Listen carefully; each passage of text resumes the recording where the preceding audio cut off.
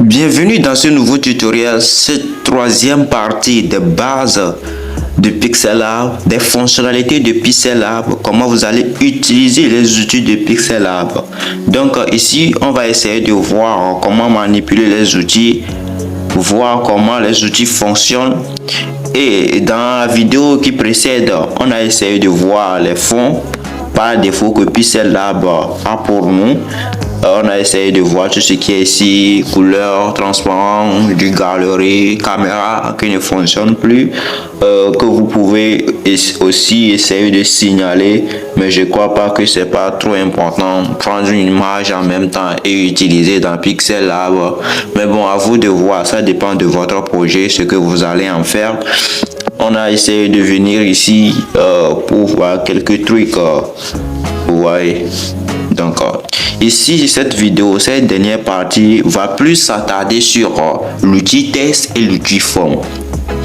Vous allez voir que on a cliqué sur test, voyez, et si vous voulez modifier votre test, là où vous devez venir, c'est ici, c'est le grand A là qui permet de modifier chaque test.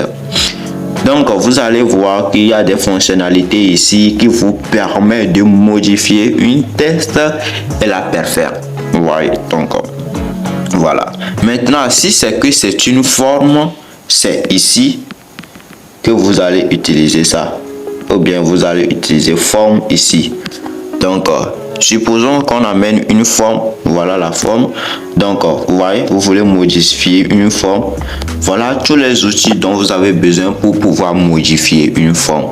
Donc, on va aller à pas avec l'outil test premièrement et on termine avec l'outil forme. Donc, pour supprimer, on clique ici. Maintenant, l'outil test. On vient ici, test.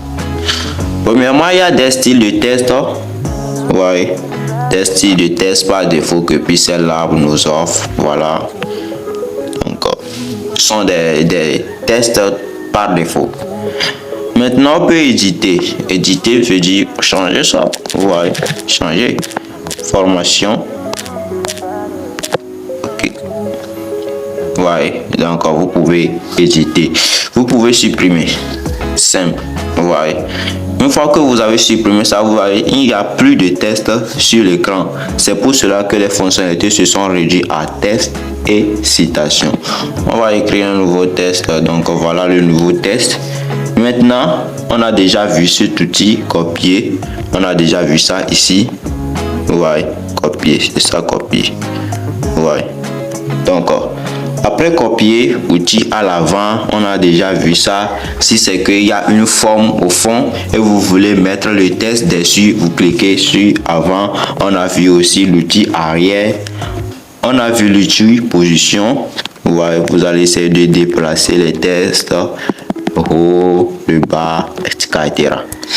Donc, position relative, on a vu ça aussi ici. Ouais, donc, milieu. Ici, c'est bien centré, le bas, à droite, à gauche, en haut, etc. Donc, voilà en quelque sorte. L'outil taille, on a vu ça aussi. Ça permet d'augmenter la taille du test en fait. Ouais, ça permet d'augmenter la taille du test. Ok. On valide. Donc, on va essayer de supprimer cela. On va essayer de le supprimer. Maintenant, on reclique sur le test pour continuer notre travail. Le padding, ça permet de faire quoi? Ça permet de créer de l'espace à gauche et à droite du test. Prenons le padding gauche, ça permet de créer de l'espace vers la gauche. Vous voyez, vous allez constater que ici, il y a de l'espace qui se crée. Ouais, il y a de l'espace qui se crée. Et le padding right, vous allez voir qu'il y a de l'espace qui se crée à la droite de notre image. Ouais. Donc voilà l'utilisation de l'outil padding. On revient par défaut. Ok. Alors à part l'outil padding, il y a couleur. On a déjà vu ça. Vous changez la couleur de votre test. Vous voyez, ça c'est flouté. qualité, blanche, etc. Ouais, ok. Maintenant, texture. Texture, ça permet de faire quoi? Vous allez vous en souvenir. Ou bien bon, peut-être qu'on n'a pas encore parlé de ça, mais texture, ça permet de mettre une couleur que vous avez peut-être téléchargée sur internet, ou bien une image que vous avez téléchargée, vous voulez mettre ça dans le texte ou bien dans les formes. Vous voyez, ça marche avec les deux.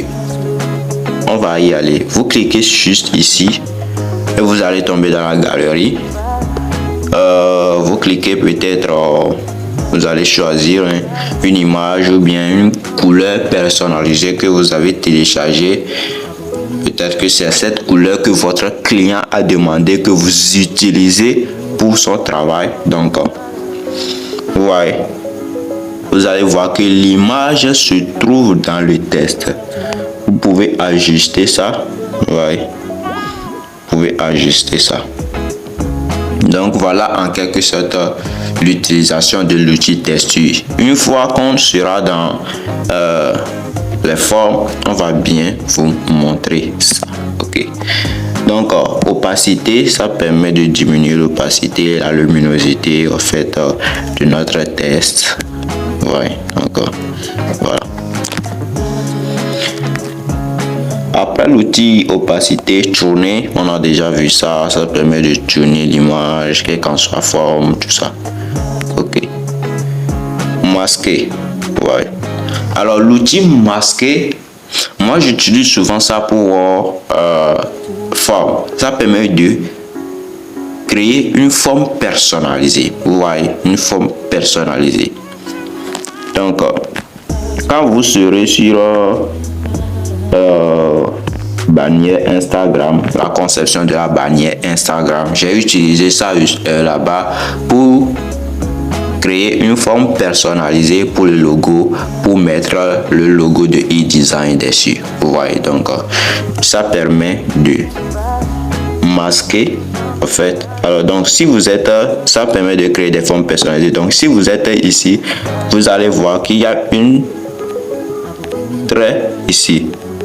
Ça permet, ouais, donc de personnaliser votre forme. Vous allez essayer de manipuler ça pour pouvoir transformer votre forme. Maintenant, si c'est ici, ça permet de déplacer l'outil masquer même. Ouais, c'est comme si vous masquez une partie. Vous allez voir que ici, tout ce qui est ici, vous voyez, on ne le voit plus. C'est que vous allez cacher ça. Vous voyez, c'est ça l'outil masquer. Donc, on vient, ouais, l'outil masquer. Normalement, c'était 4. Maintenant qu'on a cliqué ici, ça devient 2. 3. Maintenant qu'on a cliqué ici, ça devient 2. Donc, ainsi de suite. Donc, on met faux. Alors, je vais vous montrer ça aussi dehors. Si c'est dans, ce qui veut dire que c'est ce qui est au milieu que vous n'allez plus voir. Ça va masquer ça. Mais si c'est dehors, c'est ce qui est dehors aux alentours de la forme en fait qui sera masqué. Vous voyez. Maintenant, vous allez constater qu'on a cliqué sur dehors, l'outil ou bien le texte qui est au milieu, c'est ça qui se voit. Et tout ce qui est autour, vous voyez, tout ce qui est ici ne se voit pas. Donc si vous déplacez ça, vous allez voir que ça apparaît. Vous voyez. Donc c'est ça en quelque sorte l'outil masqué. Mais moi, j'ai jamais utilisé ça pour les tests. Moi, j'utilise ça souvent pour dessiner mes formes personnalisées. Donc quand on sera dans forme, je vais vous montrer ça. Ok. Après ça, l'outil police. Donc voilà les polices par défaut que Pixel Lab vous offre. Vous allez changer ça. Voilà mes propres polices que j'ai téléchargées. Vous avez un fichier de plus de 500 polices à votre disposition.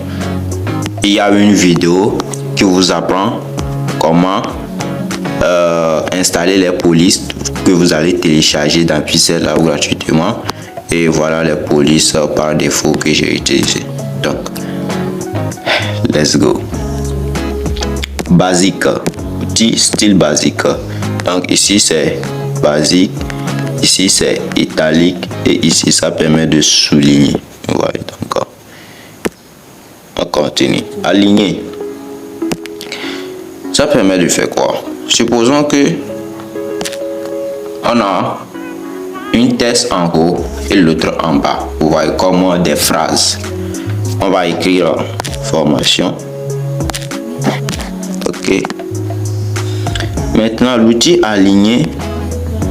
Maintenant vous allez voir que c'est aligné vers la gauche. Ici c'est aligné au milieu. J'espère que vous avez constaté ça. Et maintenant c'est aligné vers la droite. Vous voyez. Donc c'est ça.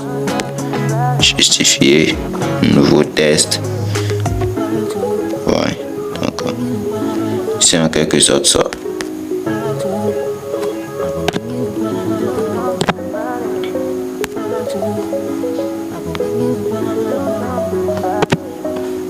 Ok, on continue.